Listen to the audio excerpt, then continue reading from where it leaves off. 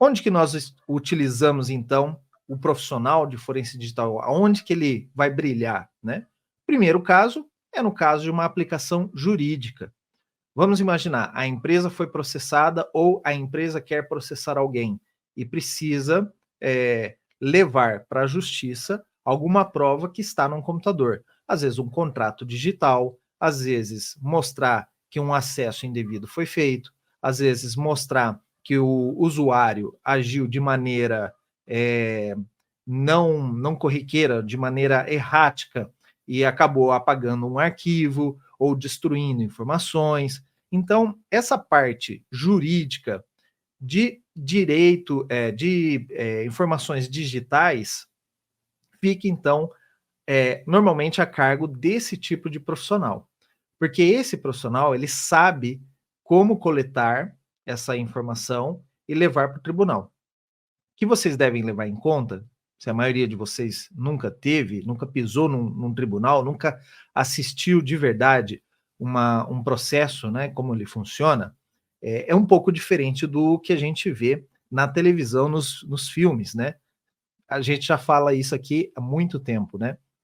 Que os filmes, às vezes, eles fantasiam algumas coisas, ou são filmes que têm a ver com como funciona um tribunal nos Estados Unidos. A maioria dos filmes são produzidos lá. Então, aqui no Brasil, boa parte das coisas que você vai levar para um tribunal, você tem que, primeiro, saber que você tem que deixar essa prova à disposição do juiz.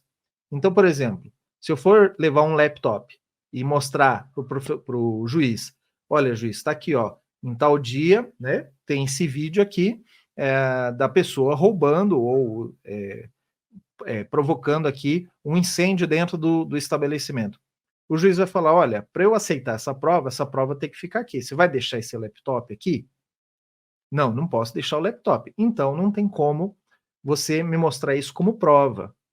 Então, notem que nessa questão jurídica, tem que ter um profissional que tenha conhecimentos de tecnologia e conhecimentos de direito para saber como ele vai fazer com que algo digital seja aceito lá no juiz. Ah, eu posso imprimir o arquivo? Às vezes não é válido, tá? E aí, obviamente, quando você for estudar essa parte de forense digital, você vai ver que algumas evidências ou provas, elas têm pesos diferentes. Talvez um arquivo impresso, ele tem um peso menor do que uma testemunha. Então, isso é algo que você vai ter que entender, né, quando você for fazer os seus estudos, e pesar que, às vezes, 3, 4 provas fracas, como arquivos, como fotos, como relatos, elas têm o mesmo peso de uma prova pesada, uma prova concisa, que é, às vezes, um testemunho, às vezes é uma evidência mais comprobatória, tá? Então, primeiro caso que nós vamos utilizar a forense digital é quando a empresa ela precisa ir para o tribunal, ou a pessoa precisa ir para o tribunal e você precisa levar certas informações que estão no meio digital de maneira que elas sejam aceitas dentro do ambiente jurídico, tá? Um segundo caso, onde nós vamos utilizar o profissional de forense computacional, forense digital, é no caso das investigações de incidentes. E esse, assim, de largada, eu vou falar que é o maior campo aonde o forense computacional vai agir.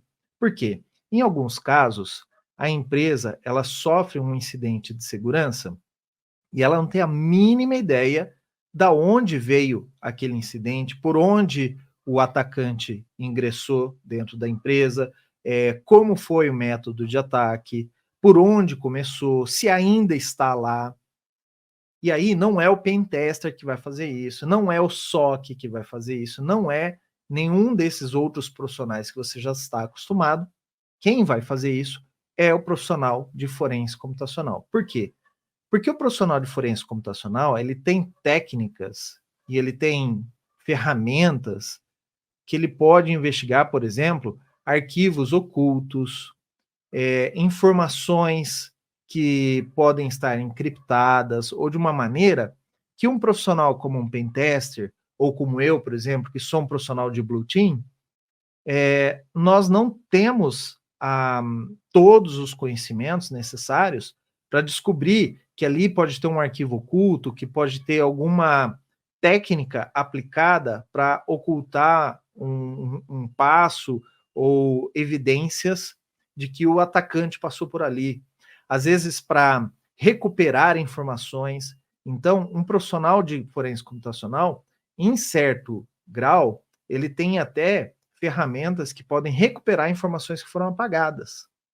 Então, é por isso que em investigações de incidentes, normalmente você envolve um profissional de forense computacional, porque, primeiro, ele não vai executar nenhuma ação que possa eliminar indícios do ataque, ele tem um protocolo de preservação de informação, e ele também tem técnicas mais avançadas para descobrir coisas que normalmente, por exemplo, foi lá, apagou o arquivo. Para um profissional comum de tecnologia, vai falar, pô, apagou o arquivo, perdeu. Um profissional de forense computacional vai falar, não, nem sempre perde. Às vezes a gente consegue recuperar em baixo nível, recuperar a trilha ou ponto magnético e tudo mais. Então, esse profissional, ele também é utilizado, aplicado, no caso de investigações de incidentes. E também um outro caso, terceiro caso aqui que eu trouxe para vocês, que é mais comum o uso de profissionais de forense computacional, é para investigação de fraudes. Em bancos, empresas financeiras, seguradoras, existem muitos casos de fraudes. E não é só no Brasil, não. Às vezes a pessoa fala, Brasil é o rei, o país onde tem mais fraudes. Não é. A China e a Índia estão muito mais na frente da gente nesses casos de fraudes, e eles têm, assim, técnicas muito mais avançadas que as dos brasileiros. Mas, em grande maneira, nós estamos aqui falando de Brasil, e para boa parte dos ouvintes, dos espectadores, são profissionais que querem trabalhar aqui no Brasil. Aqui no Brasil nós temos bastante casos de fraude, mais ligados a estelionatos. E aí, neste caso de fraude, também o profissional de segurança, focado em forense computacional, ele é convocado para saber, por exemplo, se a pessoa está alegando lá, por exemplo, seguro, não é?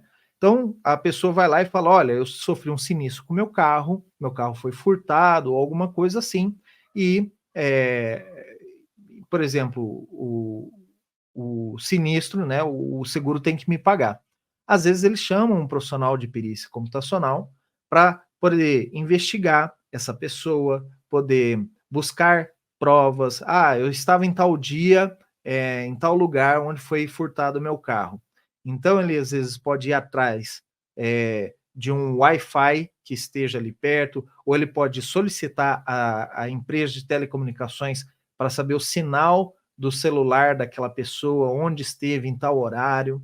Então, ele pode oferecer mais evidências para a companhia de seguro, para o banco, que mostre que aquilo é uma fraude digital, uma fraude eletrônica. Por exemplo, as pessoas às vezes reportam para o banco, olha, eu estou com o meu cartão de crédito aqui, mas estão passando compras no meu cartão de crédito, mas meu cartão de crédito está aqui comigo. E aí, para o sistema do banco, o cartão de crédito foi utilizado, né, com chip em outro local.